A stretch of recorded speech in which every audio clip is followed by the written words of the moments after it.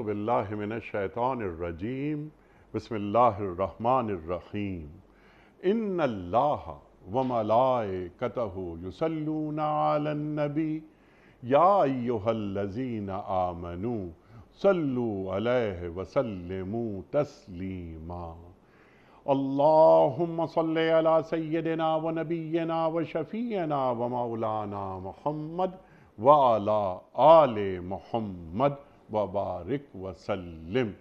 محترم خواتین و حضرات، السلام علیکم۔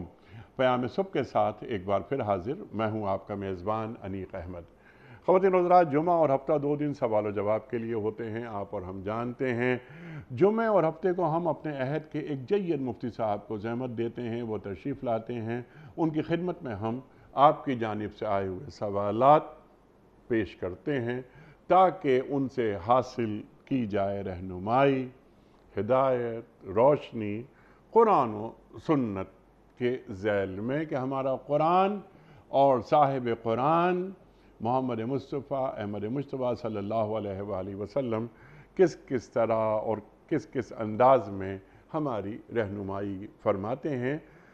ہم اکثر ایک بات کہتے ہیں اپنے پروگرام میں کہ انفس و آفاق کا کوئی ایک مسئلہ بھی ایسا نہیں کہ جس کا حل ہمارا دین فراہم نہ کرتا ہو۔ خواتین و حضرات، بس کسی اہل نظر اور اہل ذکر کی خدمت میں حاضری ضروری ہوتی ہے۔ کچھ ویڈیو کوئسچنز ہوتے ہیں، وہ بھی ہم ریکارڈ کرتے ہیں پاکستان کے مختلف شہروں میں کھڑے ہو کر۔ ان سوالات کو بھی ہم اپنے معزز مہمان کی خدمت میں پیش کرتے ہیں۔ آج کے ہمارے معزز مہمان ایک معروف نام، مقبول نام، محبوب نام ہمارے ملک کا محترم مفتی محمد نجیب صاحب۔ خواتین و حضرات، مفتی محمد نجیب صاحب پاکستان میں پڑھا، پاکستان کے باہر پڑھا، آج کے جدید مسائل پر بھی گہری نگاہ رکھتے ہیں۔ فارغ التحصیل ہیں آپ دارالعلوم کراچی سے۔ مفتی محمد نجیب صاحب کو خوش آمدید کہتے ہوئے پروگرام کا آغاز اللہ تعالیٰ کے بابرکت نام سے سورہ جمعہ اور آیت نمبر 2۔ اعوذ باللہ من الشیطان الرجیم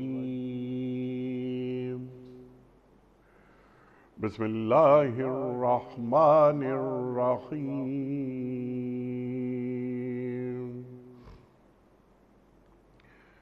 هو الذی بعث فی الأمیین رسولا منہم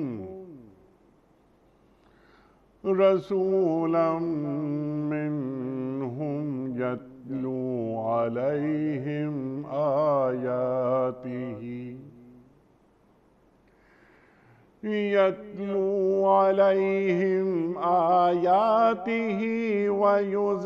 ویزکیہم وَيُعَلِّمُهُمُ الْكِتَابَ وَالْحِكْمَةَ وَإِن كَانُوا مِن قَبْلُ لَفِي ضَلَالٍ مُبِينٍ۔ صدق اللہ العظیم۔ وہی ہے جس نے امیوں کے اندر ایک رسول صلی اللہ علیہ وآلہ وسلم خود انہی میں سے اٹھائے جو انہیں اس کی آیات سناتے ہیں، ان کی زندگیوں کو سنوارتے ہیں اور ان کو کتاب و حکمت کی تعلیم دیتے ہیں، حالانکہ اس سے پہلے وہ کھلی گمراہی میں پڑے ہوئے تھے۔ خواتین و حضرات، محترم مفتی محمد نجیب صاحب کی خدمت میں سوالات، آج کے سوالات کچھ عالمانہ بھی ہیں، ان کی تعداد زیادہ ہے، بڑے گہرے سوالات۔ سمپل سوال پہلے آپ کی خدمت میں کہ مفتی صاحب یہ ہیں اقبال قریشی۔ سوال ان کا یہ ہے کہ مفتی صاحب یہ ہومیوپیتھ کی دوائیں استعمال ہوتی ہیں اور اس میں کوئی 70%، 80%، 90% الکوہل وہ لکھا ہوا بھی ہوتا ہے، تو وہ الکوہل کیا جائز ہے یا اس کی ممانعت ہے؟ بسم اللہ الرحمن الرحیم، نحمدہ ونصلی علی رسولہ الکریم۔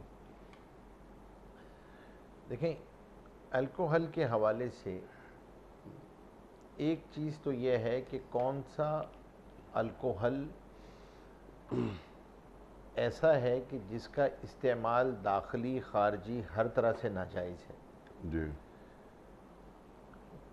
تو فقہائے احناف کے نزدیک، امام ابو حنیفہ رحمۃ اللہ علیہ کے نزدیک، جو الکوہل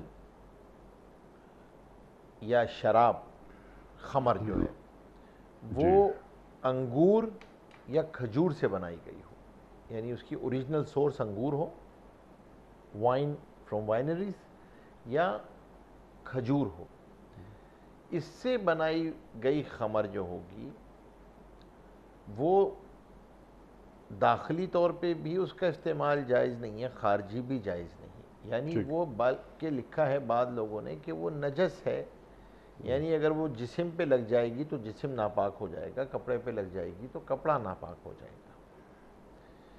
یہ ہے اس کو صرف اس صورت میں پینا جائز ہے یا استعمال اس کا جائز ہوگا کہ جب موت سامنے ہو اور اس کے علاوہ کوئی اضطراری کیفیت ایسی ہو کہ اس کے علاوہ کوئی اور صورت ہی نہ ہو، یا خدا نہ خواستہ طبیب یہ کہہ دے کہ اس کے علاوہ کوئی علاج ممکن نہیں ہے الا یہ کہ جس میں یہ پڑی. اچھا، دوسری قسم الکوہل کی وہ ہے جو اس کے علاوہ حاصل کیا جاتا ہے. جیسے ہمارے ملک میں مولیسس سے بنتا ہے، ہمارے تقریباً شوگر ملز جو ہوتے ہیں جو چینی بناتے ہیں تو گنے سے چینی تک کے پروسیس میں ایک جو اس کا سیال مادہ نکل رہا ہوتا ہے مولیسس، اس سے بھی الکوہل بن رہا ہوتا ہے، اسپریٹ الکوہل بن رہے ہوتے ہیں، اس سے بھی آلو سے بھی بنتا ہے. تو اب بہت ساری الکوہل کے اور بھی ذرائع ہیں. تو اب اگر وہ الکوہل حاصل کیا گیا ہے مولیسس سے، آلو سے، اور کسی نباتات سے، تو ایسا الکوہل کا خارجی استعمال تو جائز ہے. جیسے اب یہ تو ہومیوپیتھی کا سوال آیا ہے، لوگ اسی طرح سوال کرتے ہیں پرفیومز کے بارے میں کہ پرفیومز کے اندر بھی الکوہل ہوتے ہیں. تو اب اگر وہ الکوہل ان پرفیومز کے اندر بھی یہ والا الکوہل پڑا ہوا ہے جو other than grapes and dates ہے، کھجور اور انگور کے علاوہ ہے، تو اس کا استعمال خارجی تو جائز ہے. اچھا، سوال ہے داخلی استعمال، یعنی آپ اس کو پی سکتے ہیں. ٹھیک. تو علماء نے یہ لکھا ہے کہ اگر تو ضرورت ہے علاج کی یا کسی بھی ضرورت کے پیش نظر اتنا ڈالنا کہ اس سے نشہ نہ آئے، اتنی کم مقدار ہو کہ اس سے کوئی نشہ نہ ہو، تو اس کا استعمال جائز ہے. اور اگر خدا نہ خواستہ اس کو بھی کوئی اپنی لذت اور نشے کے لیے استعمال کرے گا تو حرام ہے وہ بھی. ٹھیک. تو اب آ جاتے ہیں ہم اس سوال کے اوپر، یعنی اس بنیادی بات کے بعد سوال ہے ہومیوپیتھک میڈیسنز کے بارے میں. دیکھیں، ہومیوپیتھک میڈیسنز کے اندر جو الکوہل ڈالا جاتا ہے یہ مسئلہ آج کا مسئلہ نہیں ہے، 100 سال کا مسئلہ ہے، اور ہمیشہ علماء اس کا جواب دیتے آئے ہیں، پرانی کتابوں کے اندر بھی موجود ہے. اس کے اندر ویسے بھی یہ وہ طریقہ علاج ہے جس کے اندر آپ جتنا ڈائلیوٹ کرتے ہیں وہ کہتے ہیں اس کی پوٹینسی بڑھ رہی ہوتی ہے، تو اس کی مقدار جو ہوتی ہے وہ اتنی ہوتی ہے کہ اس سے نشہ نہیں آتا آپ کو. اس کی مقدار اتنی نہیں ہوتی کہ اس سے نشہ آئے. جو استعمال کی جاتی ہے اس سے بھی کوئی نشہ نہیں آتا، اور بطور علاج کے ڈالا جاتا ہے اس کے اندر، بعض دفعہ بطور پریزرویٹو کے، اور بعض دفعہ اس کو اس محلول کو باقی رکھنے کے لیے اس کی کوئی، تو اس میں اس کا استعمال جائز ہے. اچھا. اور اس ہومیوپیتھک میڈیسنز کے اندر اس کا استعمال جائز ہے. ہومیوپیتھک نہیں، انفیکٹ ادر میڈیسن ہمارے بہت سارے کف سیرپس کے اندر ہوتا ہے. اب اگر اس کے اندر اتنا ہے کہ اس سے نشہ نہیں آ رہا، ٹھیک، تو وہ جائز ہے. ہاں، خدا نخواستہ اگر کوئی آدمی اس کف سیرپ کو بطور نشے کے استعمال کرتا ہے تو حرام ہے. تو حرام ہے. ٹھیک ہے. اچھا، اب یہاں پر جیسے آپ نے بات فرمائی کہ انگور اور کھجور وغیرہ وغیرہ اور بالتفصیل آپ نے بیان فرمایا، لیکن ہومیوپیتھ کی جو ادویات ہیں ان میں جو خمر استعمال ہوتا ہے وہ تو پھولوں سے لیا جاتا ہے. نباتات ہیں یا مولیسز ہیں؟ جی، اور خاص طور پہ وہی نباتات وہ جس میں پھول بھی آ گئے، پھول بھی آ گئے اور وغیرہ وغیرہ. تو سوال میرا یہ ہے کہ اگر نباتات سے لیا جا رہا ہے تو ان پر بھی وہی اصول لاگو ہوں گے جو گریپس؟ نہیں، وہ بالکل الگ ہے. دو کیٹیگری. آپ ان کو اس الکوہل کو تو خمر کو الگ، ہم دو لفظ استعمال کرتے ہیں، آسان ہو جائے گا. ٹھیک. ایک ہے خمر. خمر کے احکامات جو ہیں وہ بالکل ڈیفرنٹ ہیں. وہ اس طرح یہ خمر جیسے پیشاب کا قطرہ ہے. ٹھیک. وہ ہے انگور، اس کی سورس ہے انگور اور کھجور. ٹھیک ہے. دوسری چیز ہے آپ کی یہاں پر جو انگور اور کھجور کے علاوہ نباتات ہیں. ٹھیک ہے. جس کے اندر وہ اجازت ہے. وہ اجازت. اچھا، اب میرا اگلا سوال آپ کی خدمت میں اس ذیل میں ہے، جو اٹھتے ہیں سوالات مختلف محفلوں میں، اور ہم سے زیادہ آپ نے یہ سوالات بھگتائے ہوں گے. وہ یہ کہ جناب والا یہ جو وسکی ہے یہ تو خمر میں آتی ہی نہیں. یعنی ایک اب میں کیا کہوں، مطلب ایک جاہلانہ سوال یہ آتا ہے کہ جناب والا کیونکہ نہ یہ انگور سے بن رہی ہے، کشید ہو رہی ہے، نہ یہ چاول سے بن رہی ہے، نہ یہ کھجور سے بن رہی ہے، وغیرہ وغیرہ، اور یہ کیمیکلز وغیرہ ہوتے ہیں، ان کو رکھا جاتا ہے وغیرہ وغیرہ، اور اس کے بعد یہ کہ یہ 100 سال پرانی شراب ہے اور 200 سال پرانی شراب ہے، تو یہ شراب ہی نہیں ہے. نمبر ایک. تو خمر کا جو لفظ ہے انما الخمر والمیسر، یہ پورا قرآن کریم میں جو بیان کیا گیا ہے، اور پھر یہ کہ یہ شیطانی عمل ہے وغیرہ وغیرہ، ہمارا دین ہمیں بتاتا ہے. تو خمر ہم کسی طریقہ استعمال کو کہیں گے یا اس استعمال کے بعد آنے والے جو مسائل ہیں یا خمر کے جو اثرات ہیں اس سے دین مخاطبت کرتا ہے؟ دیکھیں ایک بات یاد رکھیے گا، خمر کی جو حرمت آئی ہے، مسئلہ اصل میں یہ ہوتا ہے فقہ میں جب مسئلہ ڈرائیو ہوتا ہے نا، ظاہر سی بات ہے اسی طرح کے اعتراضات میں یہ ہوتا ہے یہ تو اس وقت پائی نہیں جاتی تھی، یہ تو اس وقت ہوتی نہیں تھی، یہ تو بالکل نئی چیز ہے. تو سوال یہ نہیں ہے کہ نئی چیز ہے یہ پرانی چیز ہے. سوال یہ آتا ہے کہ جب نشے کی، خمر کی حرمت آئی تو اس کی علت کیا تھی؟ ٹھیک. علت نشہ آ جانا ہے یا اس کا نشہ آور ہونا ہے؟ دو چیزوں میں فرق ہے نا. ہو سکتا ہے بعض آدمی کو 4 گلاس پی کے بھی نشہ نہ آئے، اور ایک ہے وہ چیز خود نشہ آور ہے. ٹھیک ہے. تو اس پہ اتفاق ہے تمام فقہا کا 1400 سال سے کہ علت اس کا نشہ آور ہونا ہے، نشہ آنا نہیں ہے. ٹھیک ہے. کانسیکوینسز نہیں ہیں. اس کی سیلینٹ فیچرز کیا ہیں؟ اس کے فیچرز میں یہ ہے کہ وہ انٹاکسیکیشن اس کے فیچرز میں ہے.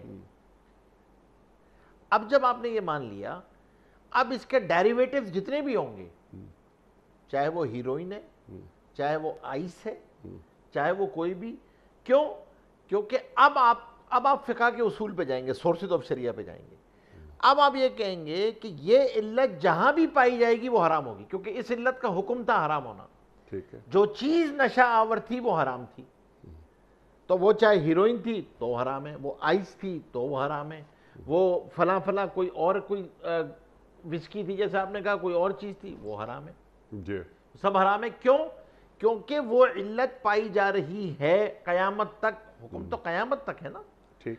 بھئی یہ تو حکم جو ہے پھر اس کو آپ نے کیوں بخش دیا؟ آپ نے صرف خنزیر کو کیوں بخش دیا؟ کوئی آدمی کہہ سکتا ہے کہ وہ جو ہے وہ تو اس لیے تھا کہ وہ تو بہت گندگی میں رہا کرتے تھے اور وہ تو اس طرح رہا کرتے تھے، اور اب تو بہت ہی ہائیجین قسم کے فارم ہیں، اب تو جو ہے وہ ISO سرٹیفائیڈ فارمز ہیں، تو اب تو خنزیر کا گوشت جو ہے وہ بالکل جائز ہے، کیونکہ یہ تو بھئی اگر ایسا آپ نے کر دیا تو دین تو کھلواڑ بن جائے گا. پھر تو قرآن کریم کی تشریح آپ کرو گے.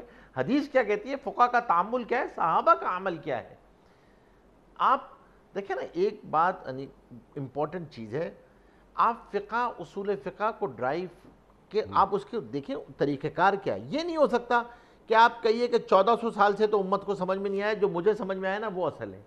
1400 سال کو آپ مائنس کریں اور اب آپ میری گفتگو کو سنیں. آپ یہ نہیں کہہ سکتے کہ 1400 سال سے تو امت جو ہے وہ کسی جہالت پہ مبنی کسی چیز پہ تھی اور اب ہمیں سمجھ میں آیا اور یہ تجدید دین ہے. ایسا نہیں ہو سکتا. فقہ ایک ایسی ریسورس ہے آپ کے پاس جو آپ کے 24/7 کے دین کو الائیو رکھتی ہے. اور آپ کی ہم کیوں بیٹھے ہوئے ہیں؟ آپ کا ایک ڈسکلیمر میں بہت اچھا ہمیشہ کہتے ہیں کہ ہم یہ بتانے کے لیے کہ فی الوقت فی الحال جو حال کے مسائل ہیں اس کو ہم نے قرآن کریم کے ساتھ جوڑنا ہے. جو نفس مسئلہ ہے، جو حال کا امر ہے، اس حال کے امر کو قرآن اور حدیث کی روشنی میں کیسے پورا کرنا ہے، اس کے وہ ہے فقہا کا یہ کمال ہے، یہی ان کا کام ہے. تو اب یہ کہنا کہ وہ چونکہ نباتات سے بنی ہے، اسی لیے میں نے آپ سے عرض کیا تھا ہومیوپیتھک کے اندر بھی، یا ہومیوپیتھک کیا الکوہل کسی بھی چیز سے حاصل کیا جائے، ٹھیک، اگر وہ نشہ آور ہے، ٹھیک، اگر وہ نشہ آور ہے، پینا اس کا کسی بھی صورت میں جائز نہیں، چاہے وہ انگور کھجور سے آ رہا ہو، چاہے یہاں سے آ رہا ہو. ٹھیک ہے. تداوی کا باب جو ہے نا، میڈیسن کا باب از اے ایکسیپشنل کیس. اچھا، میڈیسن کا باب از اے ایکسیپشنل کیس. وہاں جب آپ استعمال کریں گے کہ وہ اس اتنی کم تعداد میں استعمال کیا جا رہا ہے جو القلیل و کالمعدوم کے حکم میں آتا ہے، اور وہ بہت ہی تھوڑی سی مقدار ہے، اس کا ہونا نہ ہونا برابر ہوتا ہے. اگر آپ 0.000 نکلتی ہے اگر آپ جاتے ہیں، اور دوسری شرط اس کی یہ ہے کہ وہ نشہ آور نہیں ہوتی، اس کے بعد وہ چیز اس سے نشہ نہیں آتا. تیسری چیز یہ ہے کہ کوئی اس کو تلذی لذت حاصل کرنے کے لیے نشے کے لیے استعمال نہیں کر رہا ہوتا. تو ان تین شرائط کے ساتھ میڈیسنز کے جو انفیکٹ جو میڈیسن کے حلال اسٹینڈرڈ ہیں ان کے اندر بھی یہی شرائط ہیں. تو اس کے ان شرائط کے ساتھ یہ جائز، لیکن اس کو آپ نے کوئی اوپن رول سمجھ لینا اور اس کو آپ جو ہے وہ آپ وسکی پہ اپلائی کریں اور فلاں نشہ پہ استعمال کریں، کوئی آئس پہ اپلائی کرے اور کوئی جو ہے وہ کسی اور چیز پہ شیشہ پہ اپلائی کرے، کوئی کسی پہ اپلائی کرے، وہ ناقابل قبول ہے. وہ ناقابل قبول، وہ ناقابل قبول ہے. ہر چیز کو اپنی حدود کے اندر رہ کے استعمال کرنا، اور انہی حدود کی معرفت کا نام ہی تو دین ہے. اور فقہ نام کس چیز کا ہے کہ جو حال کا امر ہے اسے آپ حضور پاک صلی اللہ علیہ وسلم کے طریقے سے پورا کرنا آ جائے، سبحان اسی اللہ، کا نام تفقہ ہے. سبحان اللہ. اللہ کے رسول کیا فرما رہے ہیں صلی اللہ علیہ وآلہ وسلم، وہ آپ وہی ہمارا دین ہے. وما آتاکم الرسول فخذوہ وما نہاکم عنہ فانتہوا. دین آیا، بلکہ مولانا اسد تھانوی صاحب زبردست ایک جملہ بیان فرماتے ہیں کہ دین دار نبوت سے شروع ہو کر دار نبوت پہ ختم ہو جاتا ہے. بے شک، اللہ اکبر. رسول جو دیں لے لو، جس سے روک دیں رک جاؤ.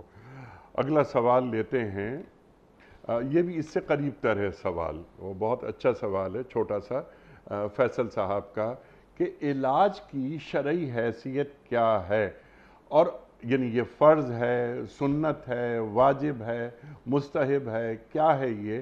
اگر قرض لے کر بھی علاج کرانا پڑے تو کیا ہمیں علاج کروانا چاہیے؟ دیکھیں یہ اچھا سوال ہے. اور علاج کے بارے میں اصل بات جو ہے نا وہ یہ ہے کہ علاج کرنا سنت ہے حضور پاک صلی اللہ علیہ وسلم. ہاں، بعض دفعہ علاج کے اندر بعض دفعہ معاملہ ایسا آ جاتا ہے کہ وہ فرض کے درجے میں بھی آ جاتا ہے، کہ مثال کے طور پہ پیاسے کو پانی پلانا، ایک آدمی کو پیاس سے موت آ رہی ہے، اس کو پانی پلانا، پانی میسر ہو تو اب یہ فرض ہے اس پانی کا حاصل کرنا، پانی کو پینا، ورنہ خودکشی ہوگی، پانی رکھا ہوا ہے پانی نہیں پی رہا. تو اب یہاں پر یہ تو فرض کے درجے میں ہے.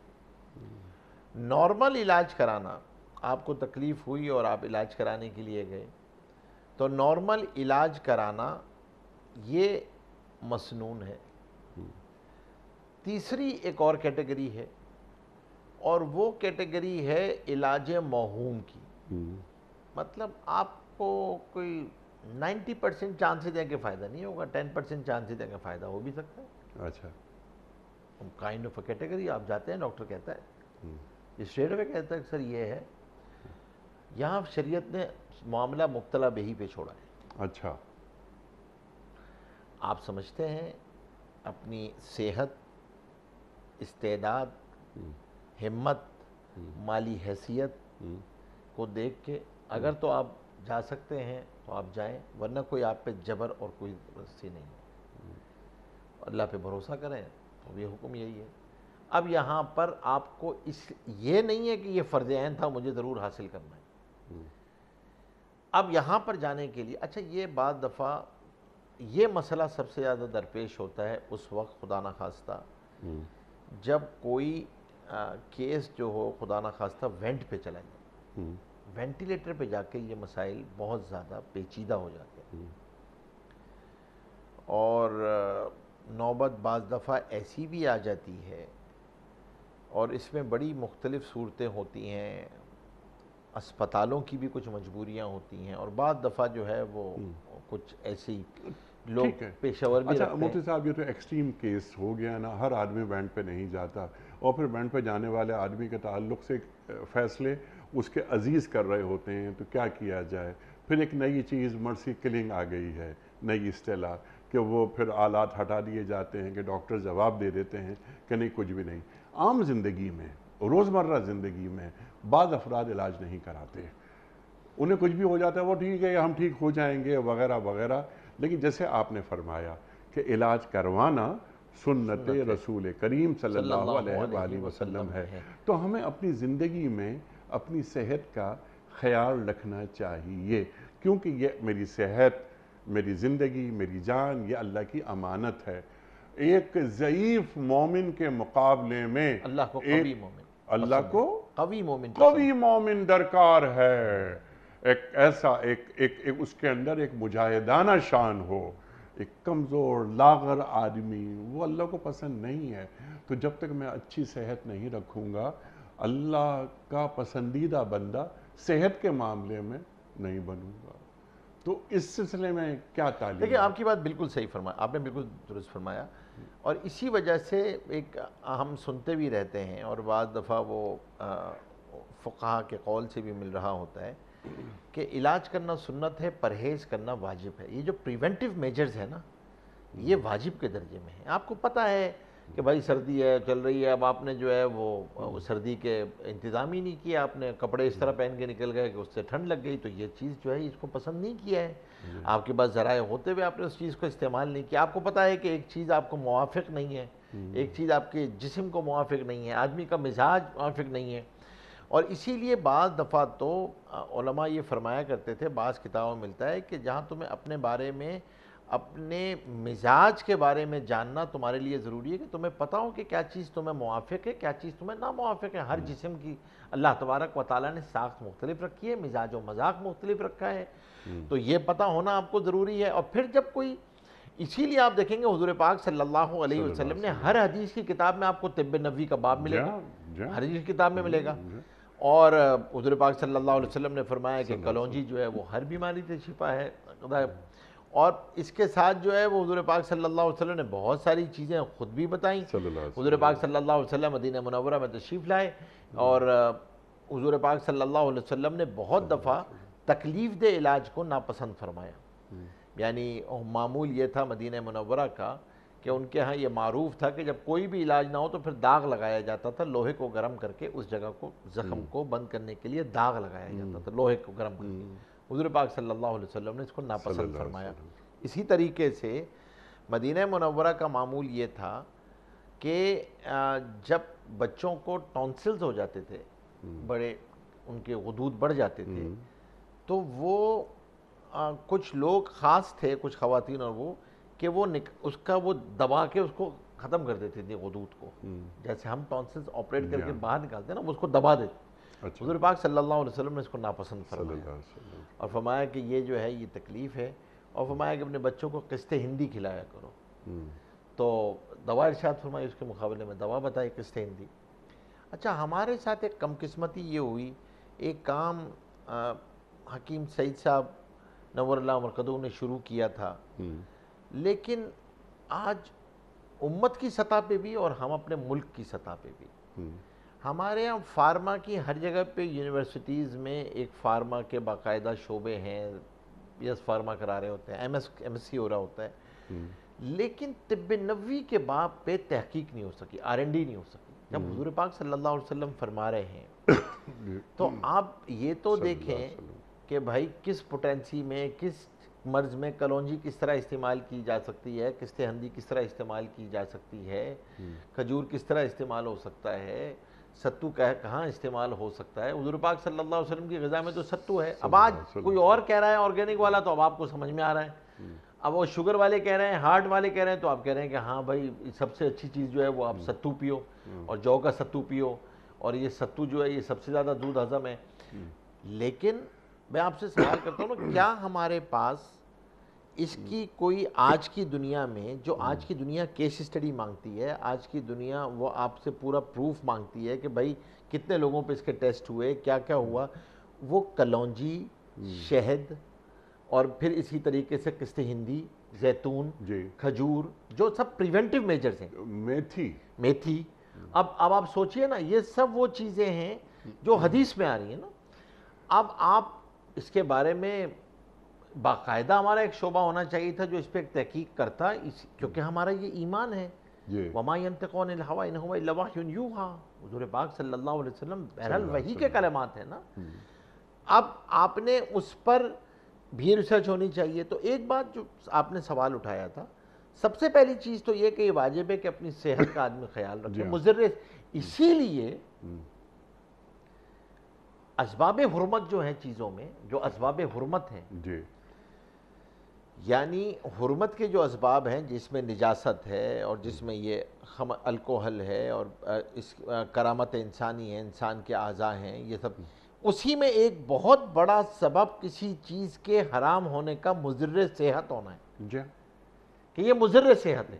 اچھا مفتی صاحب، آپ ہی کی بات کو آگے بڑھاتے ہوئے کہ جو چیز اللہ اور اللہ کے رسول صلی اللہ علیہ وآلہ وسلم نے حرام قرار دے دی، طے شدہ بات ہے کہ وہ مضر سے ہے، طے شدہ ہے، اس پہ گفتگو کی ضرورت ہی نہیں، کیونکہ وہ طیبات کی کیٹیگری سے باہر ہو گئی ہے، سبحان اللہ، طیبات پاکیزہ چیزوں کی کیٹیگری سے آؤٹ ہو گئی، سبحان اللہ، سبحان اللہ، سبحان اللہ۔ اسکرین آؤٹ ہو گئی نا۔ جی، اور یہ جو توانائی ہے، تقویت ہے اور فیور میں جاتی ہیں حلال چیزیں، یہ ابھی ہم جسمانی طور پہ یہ بات کر رہے ہیں کہ جسمانی طاقت کے لیے جی، اور انسان کی صحت کو اچھا بنانے کے لیے معاون ثابت ہوتی ہے، لیکن روحانی حوالے سے ابھی بات نہیں کر رہے اللہ اکبر، وہ تو کہ جب حلال پیٹ میں جاتا ہے تو پھر دعا بھی قبول ہوتی ہے۔ اللہ، حضور پاک صلی اللہ علیہ وسلم اب صحابہ کو فرمائے کہ میں مستجاب الدعوات بننا چاہتا ہوں، اپنے کھانے میں حلال کا اہتمام کرو، اللہ تمہیں مستجاب الدعوات بنا دے۔ اللہ اکبر۔ تو آپ جب یہ حلال کمائی کے ذریعے اور غذا کے ذریعے، دو چیزوں سے حلال جسم میں جا رہا ہوتا ہے، آپ کی کمائی حلال ہے، آپ غذا جو آپ کھانے والے ہیں حلال، اور اس میں ہمیں خاص طور پہ اس کا اہتمام بھی کرنا چاہیے، اپنی اولادوں کو بھی اس کا اہتمام کروانا چاہیے، بلکہ اپنی کچھ بیسک معلومات بھی ہر ایک کو ہونی چاہیے حلال حرام کے حوالے سے، کیونکہ ہمارے ہاں ایک اس طرح کی رویہ ہمارا یہ ہے کہ ہم یہ سمجھتے ہیں کہ ہم ایک اسلامی ملک میں رہتے ہیں تو ہمیں اس کی فکر کی ضرورت نہیں ہے کہ جو چیز کھائی جا رہی ہے وہ حلال ہے یا حرام ہے، ہم جو مرضی کھا لیں، لیکن اس کی معلومات بھی ضروری ہے۔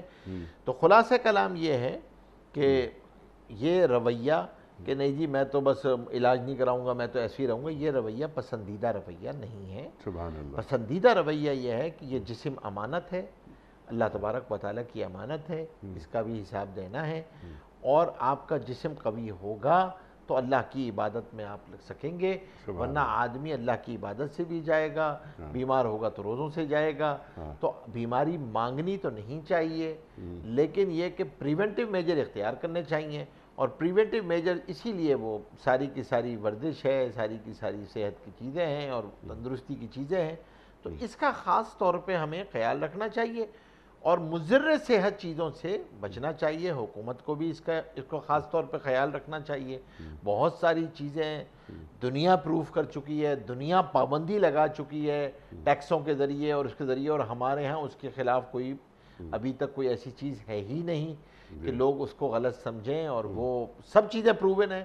ہارٹ والے کہہ رہے ہیں، سب کہہ رہے ہیں کہ یہ مضر صحت ہے اور یہ نقصان دہ ہے اور اس کے یہ نقصانات ہیں، تو ہمیں اس کا خیال کرنا چاہیے اور پریونٹیو میجرز کو اختیار کرنا چاہیے۔ علاج کرنا مسنون ہے۔ ہاں، جہاں تک ایک سوال ان کا رہ گیا آخری والا، اور وہ سوال ان کا یہ تھا کہ کیا قرض لے کر جو ہے وہ علاج ہو؟ یہ دیکھیں، اب یہاں پر یہ دیکھنا پڑے گا کہ کیٹیگری کس نوعیت کی ہے۔ اگر تو ڈاکٹر یہ کہہ رہے ہیں کہ انشاءاللہ کوئی مسئلہ نہیں ہے، 80%، 90% جو ہے وہ یہ کامیاب ہوتے ہیں آپریشن یا کوئی ایسی چیزیں، اور آدمی کے اندر اتنی مالی استطاعت ہے کہ وہ اس قرض کو ادا کر سکتا ہے آسانی کے ساتھ، تو پھر قرض لینے کی گنجائش رکھی ہے، کیونکہ قرض ضرورت کے وقت میں لینا جائز ہے، اور یہ بھی بہرحال انسان کی ایک ضرورت ہی ہے۔ اصولی طور پہ تو یہ ذمہ داری ہے حکومت کی، ریاست کی، کہ وہ تعلیم اور صحت کے معاملے میں عامت الناس کو اس طرح آسانی فراہم کرے۔ تو لیکن یہ کہ جہاں پہ ضرورت پڑ جاتی ہے اور کوئی اس طرح ہے تو وہ پھر ہمیں اگر ضرورت ہے اور ڈاکٹر کہہ رہا ہے تو ٹھیک ہے، لیکن علاج جو ہے وہ بہرحال ایک سبب کے درجے میں ہے۔ دوا بہرحال جو ہے وہ آدمی کھاتا تو ہے، لیکن اللہ تبارک و تعالیٰ کی شفا اللہ کے حکم سے آتا ہے، شفا دینے والی ذات اللہ کی ذات ہے۔ دوا پیٹ میں جا کے ضرور پوچھتی ہے کہ شفا دینا ہے یا نہیں دینا۔ وَإِذَا مَرِضْتُ فَهُوَ يَشْفِينِ، فَهُوَ يَشْفِينِ، بیمار میں پڑتا ہوں، شفا اللہ اللہ دیتا کی ہے۔ ذات دیتا ہے۔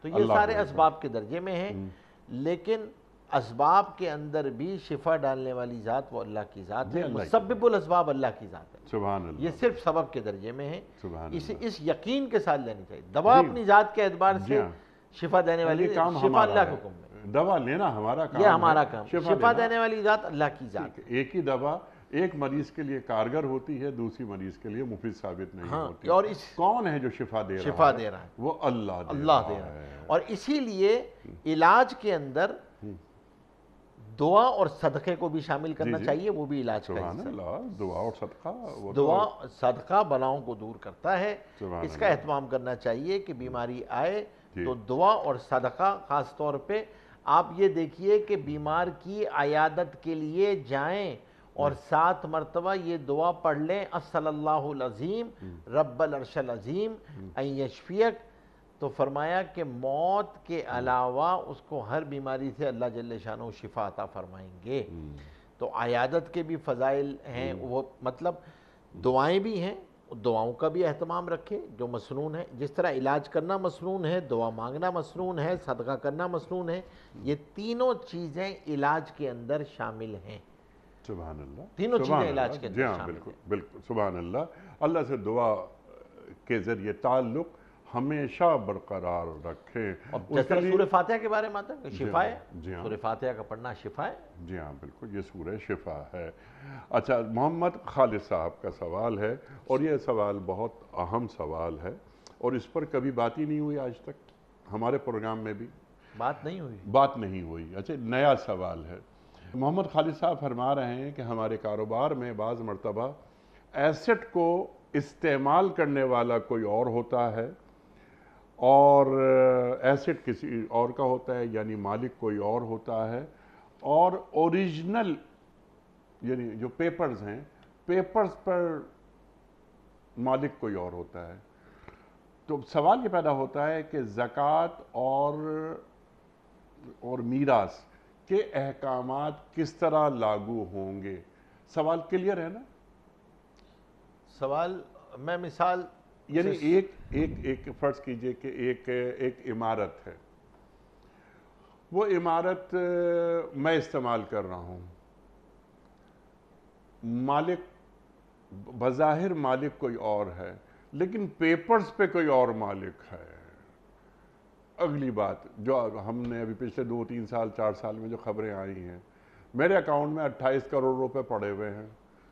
28 کروڑ روپے میں نے زندگی میں دیکھے بھی نہیں کہ ہوتے کیسے ہیں۔ وہ پیسے کسی اور کے ہیں، میں نے یعنی کسی نے میرے اکاؤنٹ میں، یا کسی چپڑاسی، کسی گنے والے کے، کسی رس والے کے اکاؤنٹ میں ڈال دیے گئے، وہ پیسہ کسی اور کا ہے، مجھے خبر بھی نہیں، یا اگر خبر بھی ہے تو میرا اکاؤنٹ جو بینک اکاؤنٹ ہے وہ استعمال ہو رہا ہے، مالک کوئی اور ہے۔ تو وہ پیسے کہاں جائیں گے؟ کون مالک ہوگا؟ کون اس پہ زکوٰۃ دے گا؟ اور جو پراپرٹی ہے یہ یعنی اس پر زکوٰۃ تو ہو گئی، انتقال ہو جاتا ہے، تو کیا یہ رقم میراث میں جائے گی، تقسیم ہوگی؟ ارشاد۔ ہاں صحیح فرمایا آپ نے، ایک سوال جو ہے وہ نیا ہے، جی ہاں، لیکن صورتحال یہ ہے اور زمینی حقائق یہ ہیں کہ یہ ہمارے ہر بڑے کاروباری گروپ کا مسئلہ ہے۔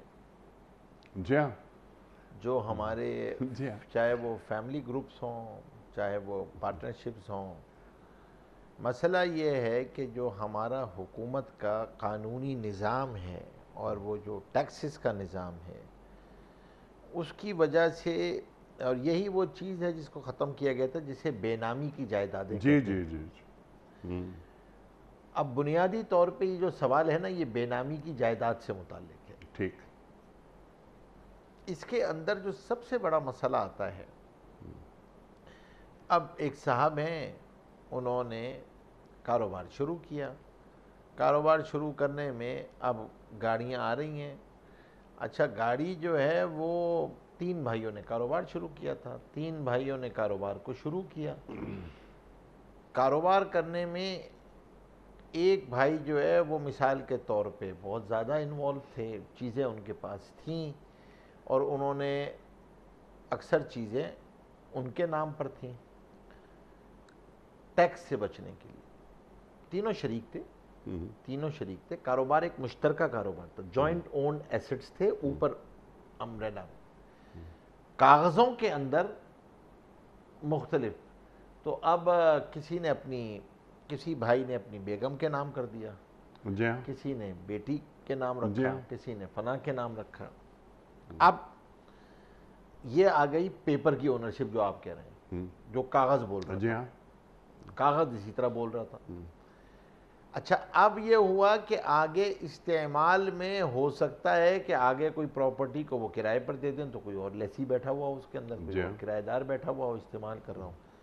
یہ اگر مثال کے طور پہ کوئی فیکٹری تھی تو اس سے کوئی آمدنی بھی شروع ہو جائے گی، ہو سکتا ہے وہ مشینری جس سے آمدنی ہو رہی ہے، وہ چیزیں ہو رہی ہیں، وہ بزنس کی ہیں اور نام جو ہے وہ بہو کے ہیں اور حقیقی اونرشپ جو ہے وہ 3 میں مشترک ہے۔ اچھا، اب یہاں پر صورتحال جو ہے، جہاں تک سوال پیدا ہوتا ہے زکوٰۃ کا، جی ہاں، زکوٰۃ کا مسئلہ تو حقیقی ملکیت کے ساتھ ہے، جو اوریجنل اونر ہے، پیپر کی اونرشپ کے ساتھ نہیں ہے۔ جو حقیقی مالک ہے وہی زکوٰۃ ادا کرے گا۔ ٹھیک تو ہے، کاروبار تو جیسے میں مثال لے کے چل رہا ہوں، اگر تو وہ مشترکہ کاروبار پہ ہی آئے گی اور تینوں پر اپنی اپنی شرح کے حساب سے آئے گی۔ اگر تینوں برابر ہیں تو ٹھیک ہے، اگر 33 کوئی اس قسم کی چیز ہے تو وہ جو بھی آئے گی ان کی ریشو اس کے اعتبار سے ان کو زکوٰۃ دینی ہوگی، خود دے دیں، مشترک دے دیں، جیسی بھی دے دیں۔ سوال یہاں نہیں ہے، سوال سب سے ٹیڑھا جو آتا ہے وہ ہے جو ہم بار بار دیکھ رہے ہوتے ہیں، وہ ہے میراث کا مسئلہ۔ ایک مثال کے طور پہ اس بہو کا انتقال ہو جاتا ہے جس کے نام تھی، ٹھیک، اب اولاد کھڑی ہو جاتی ہے کورٹ آف لا میں جا کے پیپر لے کے کہ یہ تو اماں کے نام تھا، ہمیں تقسیم کریں۔ اب تو کورٹ تو پیپر کو دیکھے گا، وہ تو کاغذ بولتا ہے، آپ کے الفاظ تو نہیں بولتے کہ آپ نے نہیں، ہم نے اس نیت سے لیا تھا، ہم نے اس نیت سے لیا تھا، اس نیت سے لیا تھا۔ آپ چلیں دارالفتہ میں جا کر، تو ہو سکتا ہے آپ کسی کو یہ کہہ سکیں اور یہ بات آ سکے، لیکن مسئلہ سب سے بڑا یہ ہے کہ بھائی اگر آپ نے یہ سچویشن کی تھی، یا ایک اور دوسری طرف ایڈورس سیناریو کریٹ ہو جائے، ان پارٹنرز میں کسی بھائی کا انتقال ہو جائے، اولاد کھڑی ہو جائے کہ یہ تو ہمارے ابا کے نام تھا سب کچھ، صحیح بات، آپ ہمیں دیں۔ حالانکہ ہو سکتا ہے کاروبار کا 60% اثاثے ابا کے نام ہوں، لیکن حقیقی مالک وہ صرف 33% کے ہوں، جو کیونکہ جوائنٹ اونڈ ایسٹس تھے، کاغذوں میں لکھے ہوئے تھے 60% ان کے نام۔ اب یہاں پر میراث جو تقسیم ہوگی وہ تو تقسیم ہوگی حقیقی ملکیت کے اعتبار سے نا، صحیح، لیکن مسئلہ یہ ہوتا ہے کہ پھر اب یہاں پہ بدگمانیوں کا آغاز ہوتا ہے، کیونکہ یہ چیزیں سب کو کلیئر نہیں ہوتی ہیں اور نہ آپ کے پاس کوئی ایسی پیرنٹ ڈاکومنٹ ہوتی ہے جو اس کو ڈیسائیڈ کر سکے۔ تو پہلے تو یہ کرنا ہی نہیں چاہیے، لیکن اگر خدا نخواستہ کہیں پر یہ ہے تو پھر بہت ضروری ہے کہ آپ کوئی ایسی پیرنٹ ڈاکومنٹ بنائیں کہ بھائی جس میں یہ لکھا ہوا ہو کہ یہ بہو کے نام صرف اور صرف قانونی پیچیدگیوں سے بچنے کے لیے کی گئی ہے، لیکن حقیقی ملکیت ان کی نہیں ہے۔ یہ ہاں، تو ایسا تو کوئی بھی نہیں کرے گا۔ ایسا اب اگر آپ نہیں کریں گے جی، تو جب ایڈورس سیناریو آئے گا تو اس وقت کیا کریں گے؟ پھر آپ کورٹ آف لا میں کھڑے ہوں گے، پھر سارے کے سارے سب کی ملاقاتیں عدالتوں میں ہوں گی۔ جی ہاں، اب وجہ اس کی یہ ہے کہ یہ تو مسئلہ آ جائے گا. ابھی آپ نے مثال دے رہے تھے جیسے کہ بھائی اگر وہ ہے. اچھا پرابلم ایک اور سب سے بڑی بات یہ ہے کہ بھائی آپ نے ابھی مثال دی تھی فلاں آدمی کوئی آدمی 28 کروڑ اس کے پاس پڑے ہوئے ہیں. جی ہاں. کورٹ آف لا کس کو پکڑے گا؟ کورٹ آف لا تو اس کو لے کے جائے گا نا جس کے اکاؤنٹ میں. ہاں وہ تو کہے گا نا اگنورینس از نو ایکسکیوز. جی ہاں کوئی فالودے والا. ہاں اب وہ کہے گا وہ تو اگنورینس از نو ایکسکیوز. اچھا اب اگر یہی کیس یہاں پر بھی آ جاتا ہے, مثال دیتا ہوں آپ کو, میں ایک مثال کھڑا کرتا ہوں تاکہ آپ کو پتہ چلے کہ آپ کس جگہ پہ کھڑے ہوئے ہیں. دیکھیں انیک صاحب ایک اصول یاد رکھیے گا کہ رولز جو ہوتے ہیں نا, رولز جو انسان کے ہوتے ہیں وہ ایڈورس سینیریو میں ٹیسٹ ہو جاتے ہیں. میں مثال دیتا ہوں یہ بہو والے کیس میں. اب مثال کے طور پہ آپ نے بہو کے نام ایک آپ نے مارگیج فیسلٹی لی ہوئی ہے کسی بینک سے, آپ ڈیفالٹ کر گئے. کورٹ آف لا میں کیس کس کے خلاف ہوگا؟ بہو کے خلاف. اگر کورٹ نے کہہ دیا جیل جائے کون جائے گا؟ جی ہاں بہو جائے گی. ان کے فرشتوں کو بھی نہیں پتا تھا کہ چیز ان کے نام ہے. جی ہاں ان کے فرشتوں کو بھی نہیں پتا تھا کہ چیز ان کے نام ہے. لا کہے گا اگنورینس از نو ایکسکیوز. کیوں سائن کیا تھا آپ نے بھائی؟ آپ نے ساری ڈاکومنٹس پہ سائن کی تھی نا. وہ کہیں گے نہیں وہ تو انہوں نے مجھ سے کہا تھا, فلاں نے کہا تھا, فلاں نے کہا تھا, سسر صاحب نے کہا تھا, فلاں نے کہا تھا, فلاں نے کہا تھا. تو بھائی اس سے کیا ہوتا ہے؟ آپ کو خود سوچنا چاہیے تھا, دیکھنا چاہیے تھا. اب اس کمپلیکیشنز کی وجہ سے میراث تقسیم کرنا ناممکن ہو جاتا ہے بعض دفعہ. یعنی آپ کو بھی اور مجھے بھی علم ہے کہ 8 سال گزر جاتے ہیں اور میراث تقسیم نہیں ہو پاتی کیونکہ چیزوں کی ویلیویشن کے اندر اونرشپ جو ہے وہ ڈسپیوٹیبل ہوتی ہے. ٹھیک.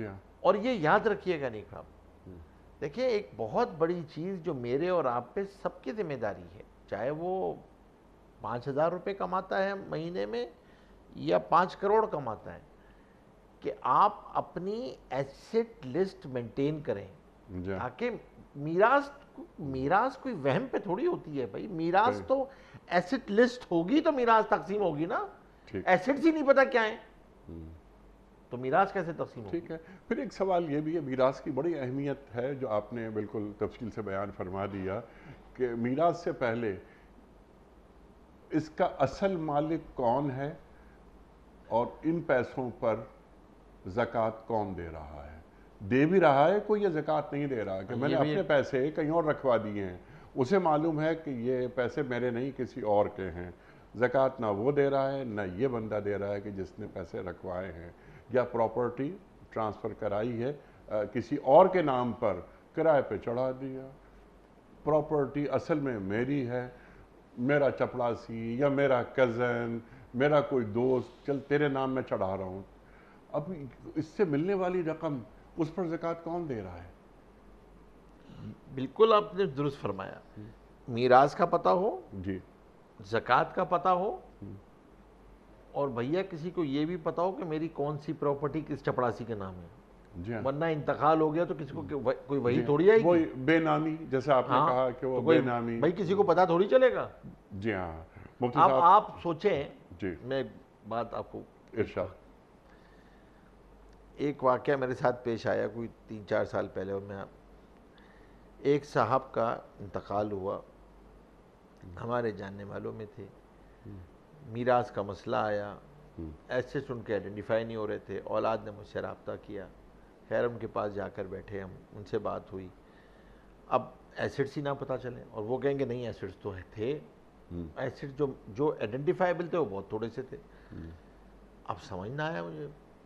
خیر کافی تحقیق ہوئی, پتہ کیا, پتہ یہ چلا کہ وہ ذات جس کو ان کے سارے ایسٹس پتہ تھے کہ وہ کہاں کہاں رکھے ہوئے ہیں, وہ آپ سوچ سکتے ہیں کون تھا؟ وہ ان کا پرسنل برانچ مینیجر تھا. اچھا. کسی کو نہیں پتا تھا گھر میں کیا چیز ہے, صرف ان کو پتا تھا. جی. دبئی میں یہ ہے, وہاں پر یہ ہے, بیریا ٹاؤن میں یہ پلاٹ ہے, فلاں جگہ پر یہ, فلاں جگہ پر یہ. ان کو کسی کو کچھ نہیں پتا, نہ کوئی وصیت ہے, نہ کوئی تحریر ہے, نہ کچھ پتا ہے, نہ ایسٹس ہے آئیڈینٹیفائبل ہے, کچھ بھی نہیں ہے, کوئی پتہ نہیں ہے. کوئی انہوں نے اسی طریقے سے فلاں دوست کے نام کرائی بھی تھی, اچھا وہ بھی پتا تھا. اچھا کچھ چیزیں اسی برانچ مینیجر کے نام تھی, انہی کے نام تھی کچھ چیزیں. تو بھائی اگر کوئی ایسی چیز ہے اللہ کے واسطے تو اپنے مسئلوں کو واضح کرو, مسئلوں کے اندر کلیئرٹی لے کے آؤ, چیزوں کے اندر کلیئرٹی لے کر آؤ. صحیح بات ہے. چیزوں کے اندر سب سے اہم بات ہے کلیئرٹی لے کر آؤ بس اور زندگی کو بالکل صاف شفاف رکھا جائے, پیچھے والوں کے ہلکا لیے بھی پھلکا آسانی رکھا جائے, ہلکا پھلکے جائیں اور پیچھے والوں کے لیے آسانیاں چھوڑ کے جائیں, آسانیاں چھوڑ کے ان کو جائیں. کمپلیکیشن میں ڈال کے نہ جائیں. جی ہاں, جی ہاں, ان کو کمپلیکیشن میں ڈالیں گے تو مسائل ہوں گے خود. جی بالکل. اور یہ بھی وہ چیز ہے کہ جب میراث تقسیم نہیں ہوگی جی تو اب آپ یہ سمجھ لیجیے کہ جب بھی میراث تقسیم نہیں ہوگی تو حرام داخل ہوگا نا آمدنیوں میں. آپ کسی کی چیز بغیر اجازت استعمال کر رہے ہوں گے, آئیں گے, بدگمانیاں آئیں گی, بدگمانیاں آئیں گی. پھر یہی اولاد یعنی یہی ورثہ مرحوم کے تعلق سے کیا گفتگو فرمائیں گے اور کن الفاظ میں یاد کریں گے, یہ یاد کریں گے. اور جو باقی اب بڑے ہوں گے ان سے ملنے کے روادار نہیں ہوں گے. اللہ اکبر. مفتی صاحب کچھ ویڈیو کوئسچنز, ایسا نہ ہو کہ وقت ہی گزر جائے پروگرام کا. جناب والا پہلا سوال. السلام علیکم مفتی صاحب, میرا آپ سے ایک سوال ہے کہ اللہ تعالیٰ سے تجارت کس طرح کی جا سکتی ہے, اس کے بارے میں آپ میری رہنمائی فرما دیں. بہت اچھا سوال, بڑا سوال. اللہ تعالیٰ کے ساتھ تجارت کس طرح کی جاتی ہے؟ اللہ تعالیٰ کے ساتھ تجارت کرنے کا طریقہ یہ ہے کہ اللہ کی مخلوق پہ خرچ کیا جائے. سبحان اللہ. تو اللہ تبارک و تعالیٰ کے ساتھ معاملہ شروع ہو جاتا ہے.